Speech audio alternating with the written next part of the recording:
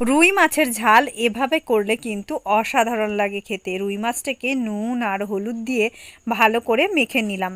এবার কড়াই বেশ গরম করে তার মধ্যে মাছগুলোকে দিয়ে বেশ ভালোভাবে লালচে লালচে করে ভেজে অন্য একটি পাত্রের মধ্যে তুলে নিলাম।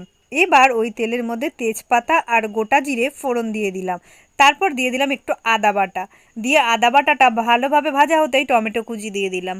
টমেটো কুচি দিয়ে এর মধ্যে একটু লবণ দিয়ে দিলাম, ভালোভাবে টমেটোটাকে সেদ্ধ হওয়ার জন্য দিলাম। এবার এই দিকে হলুদ গুঁড়ো, জিরে গুঁড়ো আর দিলাম ঝাল লঙ্কার গুঁড়ো দিয়ে ভালো করে কষিয়ে কিছুক্ষণের জন্য ঢেকে দিয়েছিলাম। ঢাকনা তুলে ভালোভাবে ম্যাশ করে একটু চিনি দিয়ে দিলাম। এবার এর মধ্যে অ্যাড করে দেবো একটু কাজু বাদাম বাটা, ভালো করে নেড়েচেড়ে কষিয়ে নিয়ে জল দিয়ে দিলাম। খুব বেশি জল দেওয়া যাবে না। এবারে মাছগুলোকে দিয়ে দিলাম, দিয়ে ভালো করে মাছগুলো ফুটে উঠলে কিছুক্ষণের জন্য একদম আঁচ কমিয়ে ঢেকে দিলাম। তারপর ঢাকনা তুললেই রেডি আমাদের এই মাছের ঝাল। আর একটু কাঁচা লঙ্কা দিয়ে নামিয়ে নিলাম।